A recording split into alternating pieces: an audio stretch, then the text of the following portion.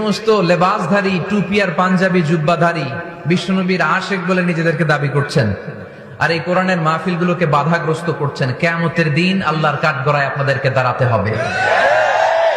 তারপরেও আপনাদের বিরুদ্ধে আমার কোনো ক্ষোভ নেই, ঘৃণা নেই। আমি দোয়া করি আসেন এক টেবিলে বসি, এক চেয়ারে বসি, একসাথে চা খাই, কন্ট্রোভার্সিয়াল ইস্যুগুলো নিয়ে আমরা কথা বলি। এদেশে তো অনেকে আমাকে কাফেরও ফতুয়া দিয়েছে, দেয় নাই?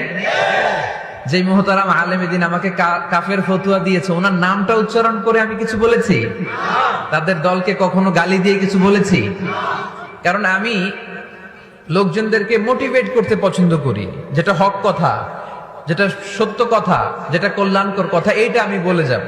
আমার আলোচনা থেকে কোনটা সঠিক, কোনটা ভুল, কোনটা হক, কোনটা বাতিল, আমার ইন্টেলেকচুয়াল শ্রোতারা ওইটা বুঝে নিবে। আকলমান্দ ইশারা বা শাস্ত, যাদের আকল আছে এদের ইশারা দিলে হয়ে যায়, ঠিক কিনা?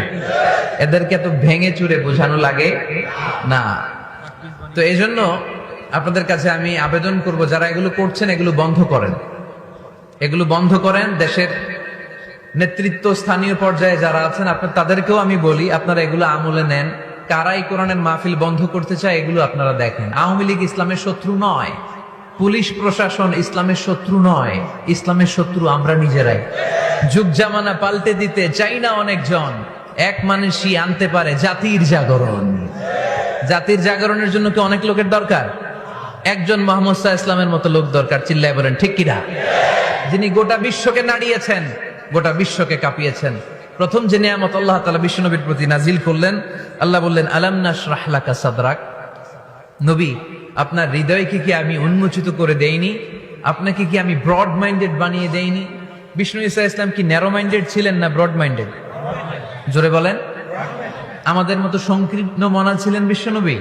না, পাহাড়ের মতো, সাগরের মতো, আকাশের মতো বিশাল হৃদয়ের করে ওনাকে তৈরি করেছে কে? আল্লাহ বলেন, তোরা আমার নবীর বিরুদ্ধে অপপ্রচার করবি, তোদের অপপ্রচারকেই আমি আমার নবীর প্রচার মাধ্যম বানিয়ে দেব। আমাদের বিরুদ্ধে অপপ্রচার করলে আমাদের লাভ না লস? আমাদের লাভ, কারণ আমাদের প্রচার কমিটি হচ্ছে ওরা, যারা আমাদের বিরুদ্ধে লাগে, ঠিক কিনা? প্রত্যেকটা অর্গানাইজেশনের, প্রত্যেকটা ইনস্টিটিউশনের, প্রত্যেকের একটা পাবলিসিটির কমিটি বা টিম থাকার দরকার আছে না নাই?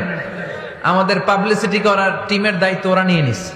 আমাদের কোনো পাবলিসিটি করা লাগে না, গোটা বিশ্বে আমাদের নাম ওরাই ছড়াই দিচ্ছে। চিল্লায় বলেন ঠিক কিনা?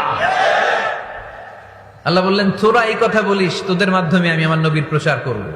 হেরার গুহায় তোমারই ধ্যান, আসমান থেকে নামে আল কোরআন, ভাঙলো সবার ভুল তোমারই পরে, আসলো কোরআনের ছায়া তলে, খালিদ ওমর আলী আবু বকর, ইসলামী ঝান্ডা নিল যে তুলে। আল আমিন তুমি ছিলে যে সদা, সকল মানুষের তরে। হে রাসূল তোমাকে ভুলি আমি কেমন করে, হাজার ব্যথা বেদনার পরে। ফিরে আসনি তুমি আপন ঘরে, দিনের আলো তুমি ছড়িয়ে দিতে, চলে গেলে মদিনায় মক্কা ছেড়ে। হে রাসূল তোমাকে ভুলি আমি কেমন করে, হে রাসূল। নতুন জাদুকরের নাম মোহাম্মদ, তার কাছে যেও না। এই লক্ষ লক্ষ হাজিরা এর আগে জীবনেও মোহাম্মদ সাল্লাল্লাহু আলাইহি ওয়াসাল্লামের নাম শুনছে? তার মানে মোহাম্মদ সাল্লাল্লাহু আলাইহি ওয়াসাল্লামের নাম তাদের কানে পৌঁছে দেওয়ার দায়িত্ব আবু জাহেল নিজেই নিয়ে নিয়েছে। চিল্লায় এখন ঠিক কিনা?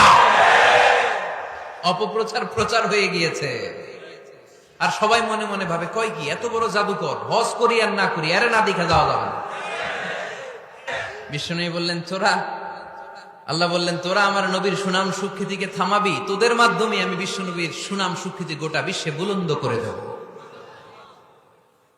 আবু জাহেল ঘোষণা দিল, খবরদার, হজের মৌসুম, হাজী সাহেবরা গোটা বিশ্ব থেকে আসবে, আমার দলের কর্মীরা তোরা যেটা করবি সেটা হচ্ছে হাজীদের কাছে যে বলবি মক্কায় নতুন এক পাগল আসছে, নতুন এক জাদুকর আসছে, নাম মুহাম্মদ। নাউজুবিল্লাহ পড়বেন না? খবরদার হাজী সাহেবেরা, এই পাগলের কাছে যেও না। সব হাজিরা গোটা বিশ্ব থেকে এসে মক্কার মিনা প্রান্তরে তাঁবুর ভিতরে ঢুকেছে, আর আবু জাহেলের টিম মেম্বাররা সব তাঁবুর ভিতরে উকি মাইরা কয়, খবরদার, নতুন পাগল আইছে। সবাই কয়, নাম কি? কয়, মুহাম্মদ।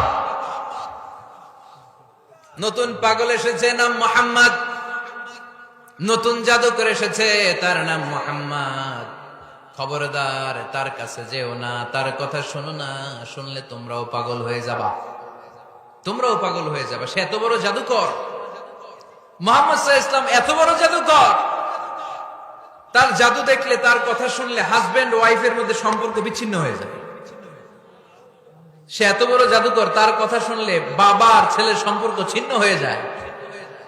সে এত বড় জাদুকর, তার কথা শুনলে বন্ধু বন্ধু আলাদা হয়ে যায়। খবরদার হাজী সাহেবরা, তোমরা হজ করতে এসেছো, করো, জমজমের পানি খাও আর খেজুর নিয়ে যাবা বাড়িতে, কিন্তু মুহাম্মদ সাল্লাল্লাহু আলাইহি ওয়াসাল্লামের কাছে যাওয়া যাবে না। আচ্ছা, আপনারা বুঝে শুনে উত্তর দেন। এই যে লক্ষ লক্ষ হাজী মিনার তাঁবুতে বসা, আর আবু জাহেলের লোকটা যে বললো নতুন জাদুকরের নাম মুহাম্মদ, তার কাছে যেও না, এই লক্ষ লক্ষ হাজিরা এর আগে জীবনেও মুহাম্মদ সাল্লাল্লাহু আলাইহি ওয়াসাল্লামের নাম শুনছে? তার মানে মুহাম্মদ সাল্লাল্লাহু আলাইহি ওয়াসাল্লামের নাম তাদের কানে পৌঁছে দেওয়ার দায়িত্ব আবু জাহেল নিজেই নিয়ে নিয়েছে। চিল্লায় এখন ঠিক কিনা? অপপ্রচার প্রচার হয়ে গিয়েছে। আর সবাই মনে মনে ভাবে, কয় কি, এত বড় জাদুকর, হজ করি আর না করি, আরে না দেখা যাওয়া যাবে না।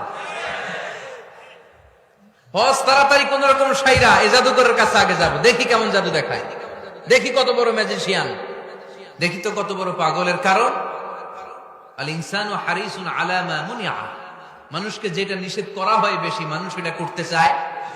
যদি বলি ওদিকে যাবি না, ওর বাপের কিরা ওদিকে যাবে, ঠিক কিনা? এটা আমাদের স্বভাব, আমাদের খাসলা, আমাদের বৈশিষ্ট্য। যেটা আমাদেরকে নিষেধ করা হয় বেশি, ওটা করতে মন চায়। সব হাজিরা মনে মনে ভাবলো, আমরা যাব যাব, তোরা যতই বলিস না কেন, যাব যাব, হজের পরে অবশ্যই যাব। দেখা গেল হজের পরে বিশ্বনবী মুহাম্মদুর রাসূলুল্লাহ সাল্লাল্লাহু আলাইহি ওয়াসাল্লামের বাড়ির সামনে বিশাল বড় গ্যাদারিং শুরু হয়েছে। সবাই লাইন ধরে দেখা করতে গেছে। দেখা করতে যে বিশ্বনবীর চেহারা দেখে প্রথম নজরই সব পাগল। চাঁদের চেয়ে সুন্দর তুমি নবী আমার কমলিহিওয়ালা, চাঁদের চেয়ে সুন্দর তুমি নবী আমার কমলিহিওয়ালা, তুমি প্যারা নবী সাল্লে আলা, দু জাহানের বাদশাহ তুমি প্যারা নবী সাল্লে আলা, চাঁদের চেয়ে সুন্দর তুমি নবী আমার কমলিহিওয়ালা। সুবহানাল্লাহ পড়েন। এত সুন্দর চেহারা, বিষ্ণু ঈসা ইসলামের চেহারার মতো এরকম চেহারার মানুষ পৃথিবীতে আছে? দ্বিতীয়টা, অনেকে বলে সাইয়েদনা ইউসুফ আলাইহিস সালামের চেহারা নাকি বেশি সুন্দর। সুন্দর ঠিক, কিন্তু আমার নবীর চাইতে বেশি নয়। বিষ্ণু বলতেন, আনা মালিহুন ওয়া আখি ইউসুফু সাবিহুন, আমার ভাই ইউসুফ হচ্ছে সবিহ, সবিহ মানে সাদা সুন্দর ধবধবে, আর আমি হচ্ছে মালিহ, মালিহ মানে এসেছে মিলহন থেকে, মিলহন মানে লবণ, মানে লাবণ্যময় সুন্দর।